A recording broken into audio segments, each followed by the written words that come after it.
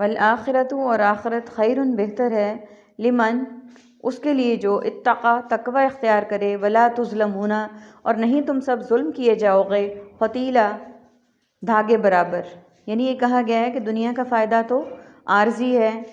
جس کو تم سمجھ رہے ہو کہ ہمیں تھوڑی دیر اور مہلت مل جاتی، تو ان کو یہ مخاطب کر کے کہا گیا ہے کہ آخرت کا فائدہ جو ہے وہ بہتر ہے، لیکن کس کے لیے؟ جو تقوی اختیار کرے، جو اللہ تعالیٰ سے ڈرے، جو اپنے تمام معاملات میں اللہ تعالیٰ اور اس کے رسول صلی اللہ علیہ وآلہ وسلم کی خوشنودی کو دیکھے اور ان کی مرضی کے مطابق کرے، ان کے لیے کہا گیا ہے۔ اور جو تقوی اختیار کرے، یعنی جو ان تمام احکامات کو بجا لائے، اس کے لیے کیا ہے؟ اور نہیں تم سب ظلم کیے جاؤ گے دھاگے کے برابر بھی۔ یعنی اللہ تعالیٰ سے جب تم اللہ تعالیٰ کے تمام احکامات کو بجا لاؤ گے، اللہ تعالیٰ سے ڈرو گے، اپنے زندگی کے معاملات میں اللہ تعالیٰ اور اس کے رسول صلی اللہ علیہ وآلہ وسلم کی فرما برداری کرو گے، تو اللہ کی طرف سے تم پر ذرا بھی ظلم نہیں کیا جائے گا۔ یہ اس کو کہا گیا ہے، کس سے تشبیہ دی گئی ہے؟ فتیلہ کہتے ہیں دھاگا جو کھجور کی گٹھلی پہ ایک باریک سا ہوتا ہے، بالکل اس کو کہا گیا ہے کہ اس کے برابر بھی ظلم نہیں کیا جائے گا۔ اینا ماں جہاں کہیں تکونو تم سب ہوگے، یدرککم پائے گی تمہیں الموت موت، تم جہاں کہیں بھی ہوگے تمہیں موت پائے گی۔ ولو کنتم اور اگرچہ ہو تم فی بروج قلعوں میں مشیدتن مضبوط، وان تصبہم اور اگر پہنچے ان کو حسنتن کوئی اچھائی، یقولو تو وہ سب کہتے ہیں ہاذہ یہ من عند اللہ اللہ کی طرف سے ہے، وان تصبہم اور اگر پہنچے انہیں سیئۃً کوئی تکلیف، یقولو تو وہ سب کہتے ہیں ہاذہ یہ من عندک تیری طرف سے ہے، قل آپ کہہ دیں کلو سب تکلیف و راحت من عند اللہ اللہ کی طرف سے ہیں۔ فما لہؤلاء القوم تو کیا ہو گیا اس قوم کے لوگوں کو، لا نہیں، یکادون یفقہون قریب ہے کہ وہ سب سمجھ سکیں، حدیثاً بات۔ سب سے پہلے میننگز کو دیکھیں گے۔ الآخرۃ یوم آخرت، آخری اخروی زندگی کے لیے لفظ استعمال ہوتا ہے۔ خیرٌ خیر و عافیت، خیر اور خیریت کے لیے، لمن لہٰذا الحمدللہ، اتقا تقوی متقی، لا علاج لا تعداد لا جواب اور لا ثانی، تظلمون ظلم ظالم مظلوم اور مظالم، یدرککم ادراک پانا، بروجن برج چبرجی، تصبہم مصیبت یا مصائب، حسنتاً حسن احسان اور محسن، یقولو کل قول اقوال اور مقولہ، عند طلب عند اللہ ماجور، سیئۃً علماء سوء ادب سوء ظن، القوم قوم قبیلہ قوم دن اور اقوام، یقولو فقہ فقیہ اور فقہا، حدیثاً حدیث نبوی، محدث اور تحدیث نعمت۔ عربک کے ورڈ سے ہمارے پاس فتیلہ دھاگے برابر، مشیدۃ مضبوط، یکادون قریب ہوتے، یعنی اور تم ظلم کیے جاؤ گے دھاگے برابر، یہ بات ہماری ہو چکی ہے۔ یہ معمولی سا بھی نقصان یا معمولی سا بھی ظلم تم پر نہیں کیا جائے گا، جہاں بھی تم ہوگے پالے گی تمہیں موت۔ یعنی اگلی آیت میں اس بات کا ذکر کیا گیا ہے کہ اگر تم کہہ رہے ہو کہ میدان جنگ میں جائیں گے ہم تو مارے جائیں گے، اور ہمیں اتنی تھوڑی سی مہلت کیوں دی گئی، اور ہمیں آخرت کا ہماری زندگی میں اس لیے مرنا اتنا جلدی کیوں ہو گیا، تو اللہ تعالیٰ فرما رہے ہیں کہ تم جہاں کہیں بھی ہوگے تمہیں موت پالے گی، اگرچہ تم مضبوط قلعے بنا کر اس کے اندر اپنے آپ کو قید کیوں نہ کر لو، اگر پہنچے ان کو کوئی فائدہ، یعنی اگر تمہیں موت اللہ تعالیٰ نے تمہاری لکھ دی ہے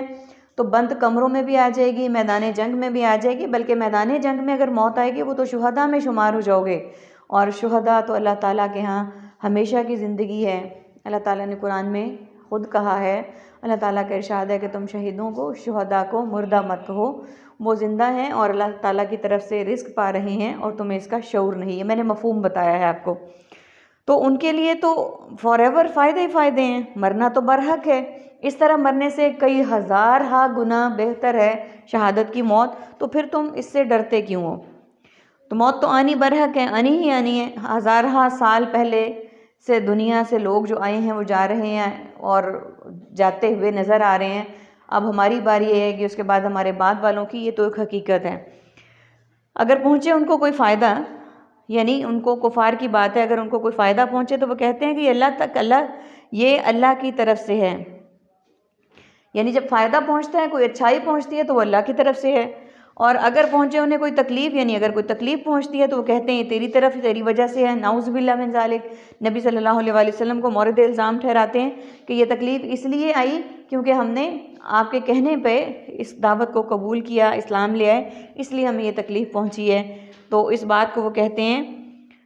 تیری وجہ سے ہے، کہہ دیں تکلیف و راحت، یعنی نبی صلی اللہ علیہ وآلہ وسلم کو اللہ تعالیٰ نے فرمایا کہ آپ ان سے کہہ دیں تکلیف اور راحت سب اللہ کی طرف سے ہے۔ تو کیا ہو گیا ہے ان لوگوں کو کہ نہیں قریب ہوتے کہ وہ سمجھ سکیں بات،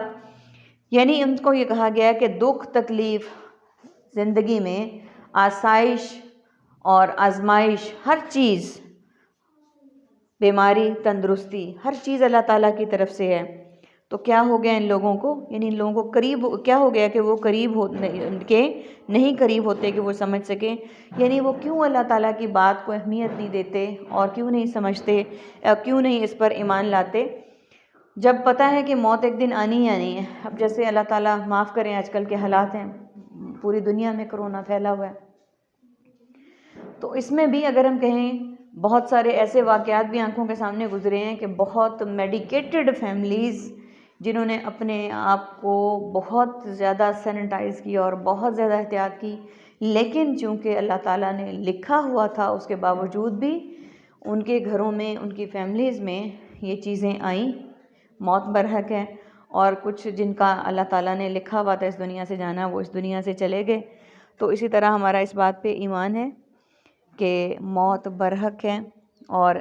جو جس وقت آنی ہے، جہاں بھی آنی ہے وہ آ کر رہے گی۔ اور اسی وبا میں، اسی بیماری میں کچھ لوگ ایسے بھی ہیں، جیسے اللہ تعالیٰ رزق حلال کی توفیق دے ہمیں، کچھ مزدور طبقہ ایسا بھی ہے جو بیچارے کوئی بھی پریکاشنز یا کوئی بھی سینیٹائز یا کچھ بھی ایسا نہیں کر سکے، الحمدللہ وہ حیات ہے اور ان کو کوئی ایسا مسئلہ بھی نہیں ہوا۔ تو یہ سب اللہ تعالیٰ کی طرف سے ہے کہ جب جہاں جس وقت جیسے موت آنی ہے وہ ویسے ہی آ کے رہے گی، کسی کے کچھ کرنے سے یا کسی کے کچھ نہ کرنے سے اس میں کچھ بھی نہیں ہوگا۔ اللہ تعالیٰ سے دعا کرتے ہیں کہ اللہ تعالیٰ ہمیں اپنے برگزیدہ بندوں میں داخل کرے،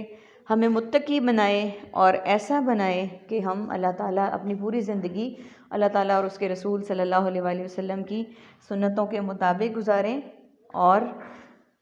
ہمارے دل میں ایمان پختہ ہو جائے اور ہمارا اس بات پہ بھی ایمان ہو کہ موت برحق ہے۔ ہم جہاں بھی جائیں گے تو بہتر ہے کہ اسلام پہ موت آئے اور ہم اللہ تعالیٰ کی ہر بات پر، ہر وہ احکام کو بجا لانے والے بنیں، آمین ثم آمین، اور ہم اللہ تعالیٰ کی تمام باتوں کو سمجھنے والے بنیں اور اس پر عمل کرنے والے بنیں۔ وآخر دعوانا ان الحمد للہ رب العالمین۔ سبحانک اللہم وبحمدک، نشہد ان لا الہ الا انت، نستغفرک ونتوب الیک۔ السلام علیکم ورحمۃ اللہ وبرکاتہ۔